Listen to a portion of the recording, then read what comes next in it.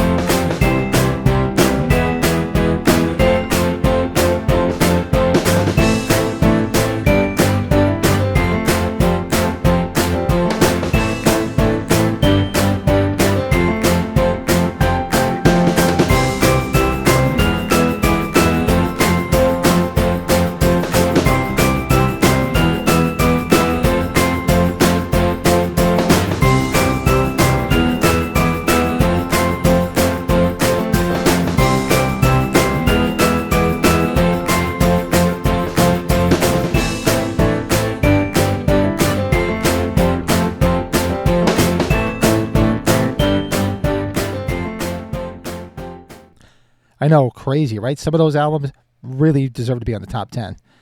But I just couldn't squeeze them in. Like I said, this is all subjective. These are my 10 favorite from 1989. The ones I listen to the most. And some of these on here, I still listen to constantly, and I've worn them out for the past, 36 years. So let's get started. Let's do this. So my number 10, released on March 14th of 1989. The debut album from Extreme. Now, a friend of mine, girl that I was friends with at the time, she introduced me to Extreme. I had not heard them. I knew the song from Bill and Ted because the song Play With Me is in the movie Bill and Ted's Excellent Adventure. And I remember hearing it, but I just didn't put two and two together until she had the CD. And I listened to it. I was like, whoa, because she knows I was really getting into guitar in 89, taking guitar lessons. And she's like, have you listened to this guy yet? He's got a really weird name, but man, can the guy play? I go, well, who? And Nuno Betancourt. I listened to that album. I was like, holy shit, this guy freaking rips. Fell in love with his guitar playing, his sound. What a great sound. But songs on here from Do You Want to Play, which was in Bill and Ted, Wind Me Up, Mother Don't Want to Go to School Today. I used to play that for the kids, my two kids. The first day of school every year because the summer's over and they were miserable going back to school. Used to play Mother Don't Want to Go to School Today. Wind Me Up is on here. It's great. Kid Ego is really good. Great riff in it. This has just got some great stuff on here. I mean, the next album coming is really what is going to make them explode. Porno Graffiti really put them on the map. And that's the tour I actually saw. I saw them on Porno Graffiti and they were just really, really good. But Extreme, debut album, amazing. My number 10.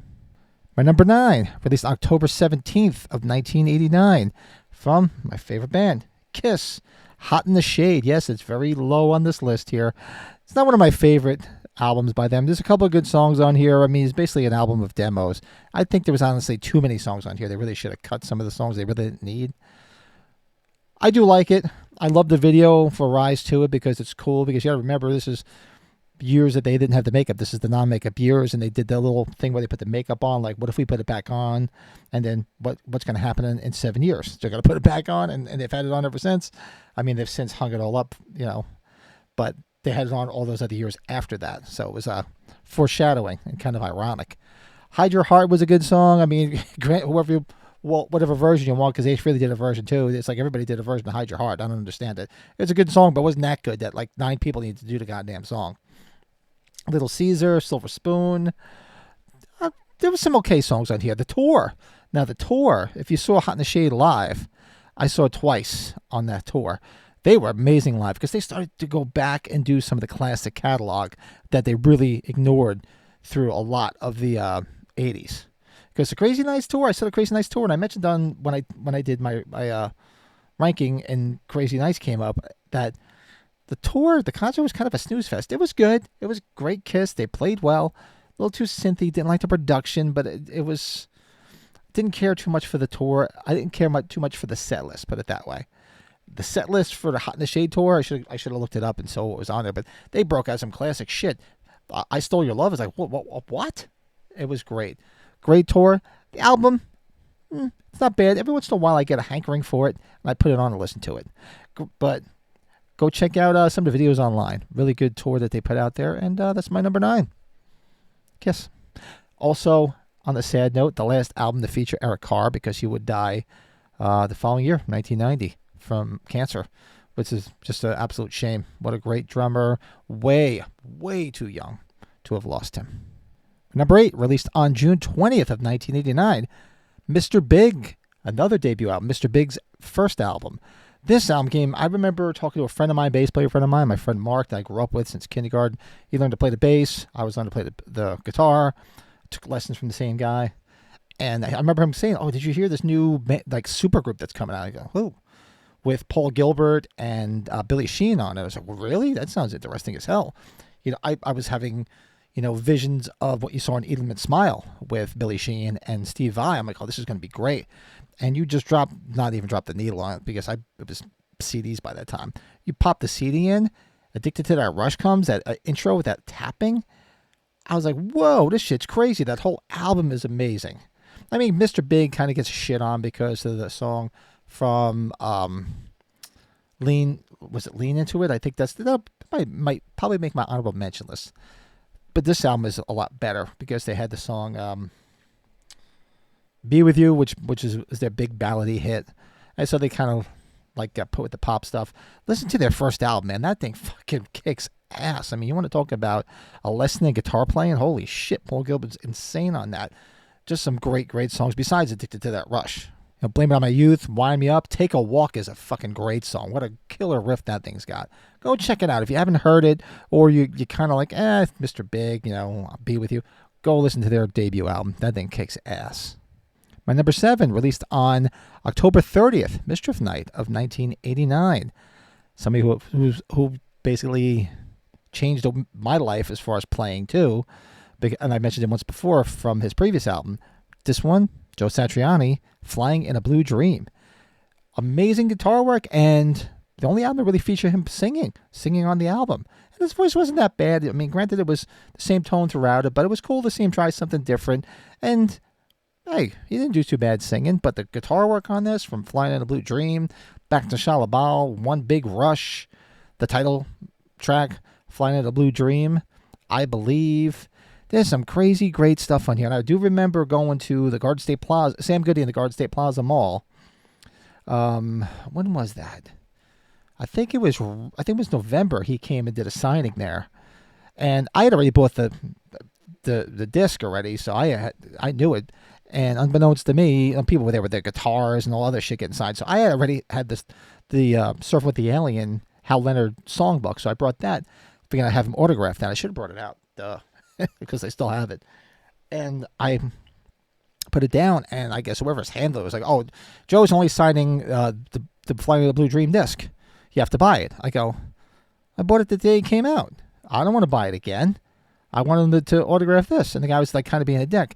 To Joe Satriani's credit, he said, whoa. He's like, he's like, no, I'll sign that. You want me to sign this? I'll sign this. Absolutely. What's your name? Whatever. He was cool as hell. He's like, no. I said, yeah. I go, I bought your disc the day it came out. I couldn't wait. He's like, I appreciate that. He was nice as hell, signed it, as if to say, fuck this handler. Because obviously Sam Goody wanted you to buy the disc from them. Well, I already bought it. I'm not going to buy it again. And he was cool as hell. So I'll never forget that. But yeah, great album. Some amazing guitar licks on there. I remember sitting trying to play One Big Rush for the longest time, trying to get that down. That and Back to Shalabal. Crazy shit. My number 6, released on April 12th of 1989. Great White, Twice Shy. Now, this was pretty much their biggest album of their career. This album broke out big, primarily because of the cover they did of Ian Hunter's Once Bitten, Twice Shy, which I love that song. They did a great version of it. There's so much other good stuff in here, like Miss the Bone, House of Broken Love is amazing. Move It. I always liked Mark Kendall's guitar work. I mean, Jack Russell, rest in peace. We lost him a couple months back. But Mark Kendall, very underrated guitar player.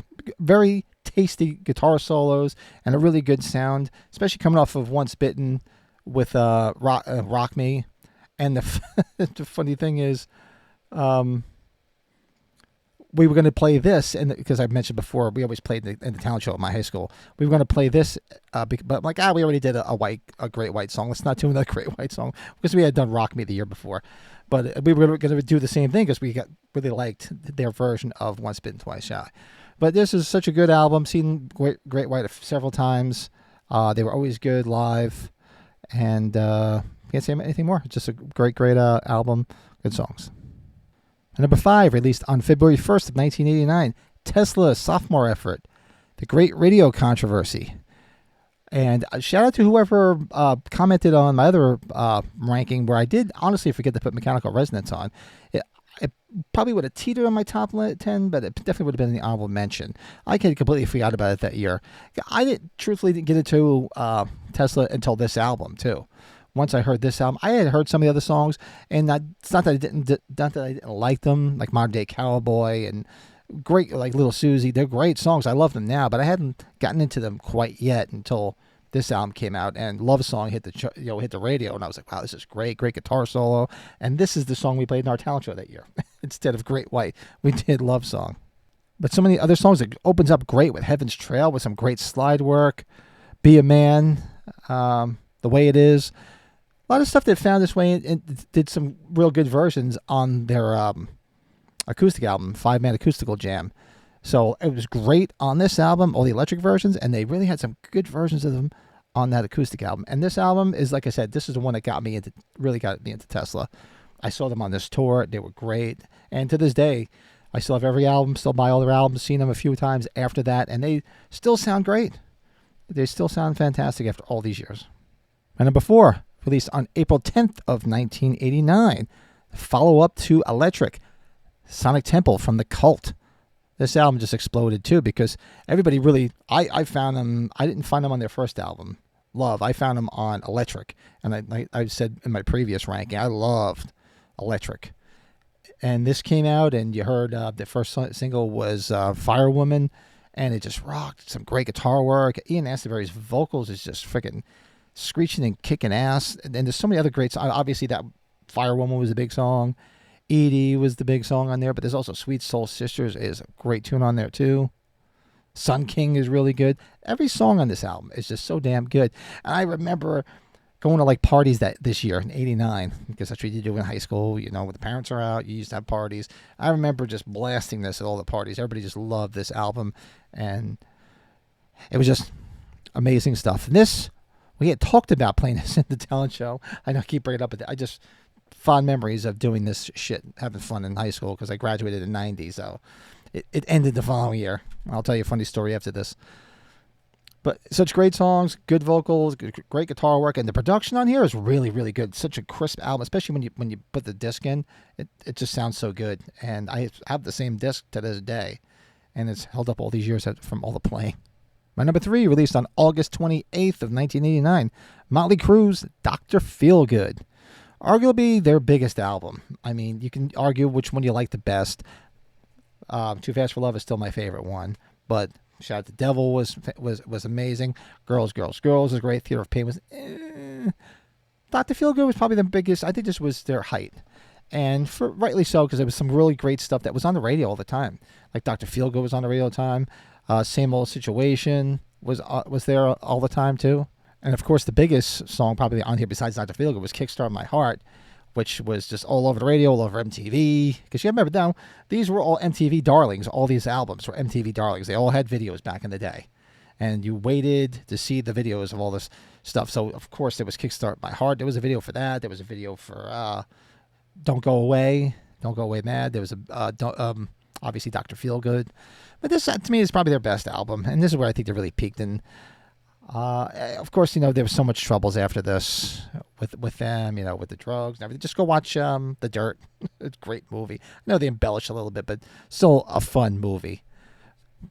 But good album. Another one, very underrated guitar player in Mick Mars. Great sound. He always had that great sound. He always had that sound. You always knew it was Mick Mars, no matter what.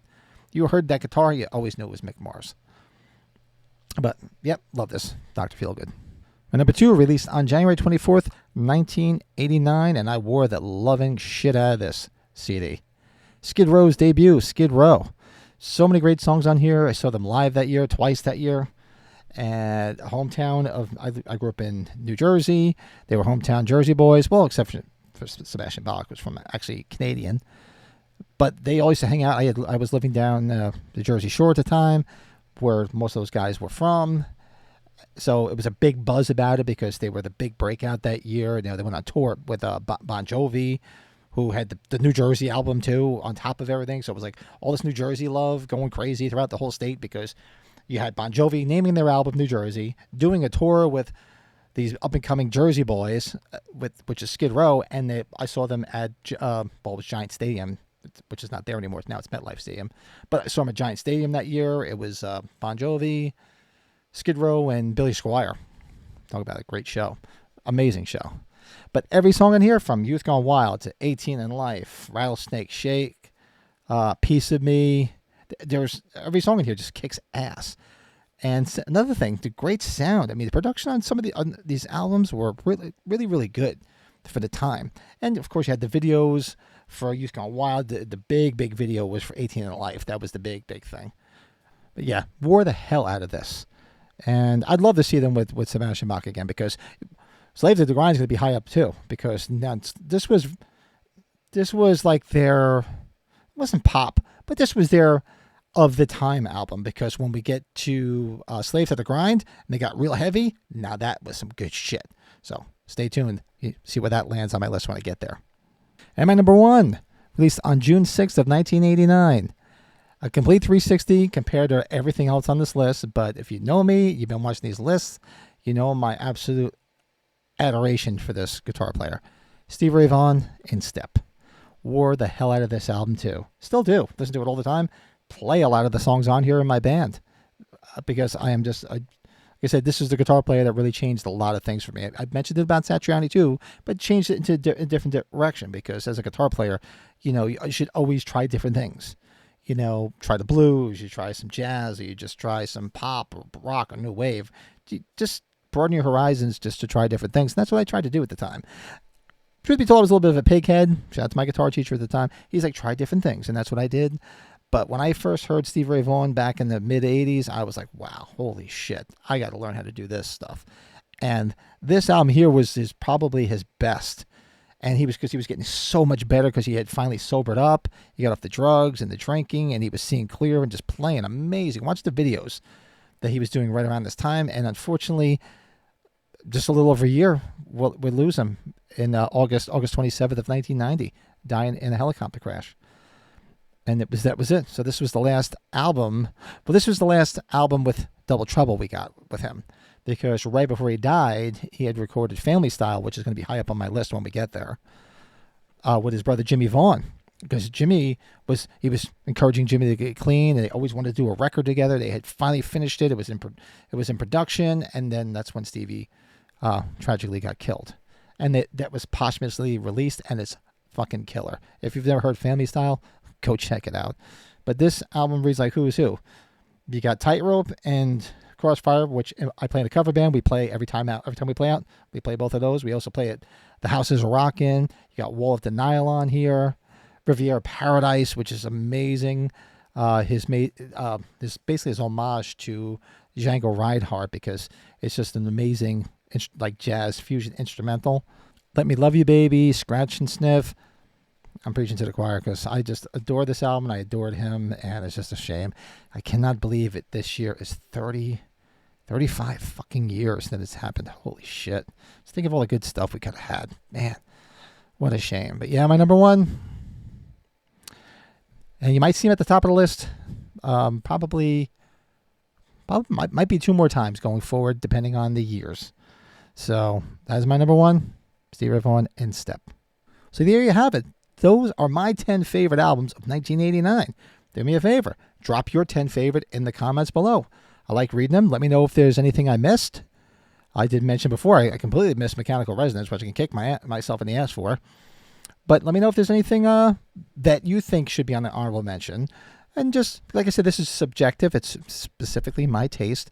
But let me know what your list is down below. Let me know some other honorable mentions. Let me know what you thought of the honorable mentions. And be looking forward to doing... this is it. So we're out of the 80s. Wow, didn't started this. This is it. This is the last one for the 80s. Shit, that went pretty quick. So we're going to see where we go in the 90s. The 90s should be interesting because 90s there's a big cosmic shift in the music at the time and the music I was listening to. So it's going to be pretty interesting going into 1990. But if you like this, you like rankings like this, and this is your year in music, hit that like button. Help people find this channel. Get some other people in here that like the same type of music, horror, rankings, all this type of shit. So thanks for watching. Like, comment, subscribe, all that happy horse shit. And talk to you soon. I am talking about the real possibility that he is still out there.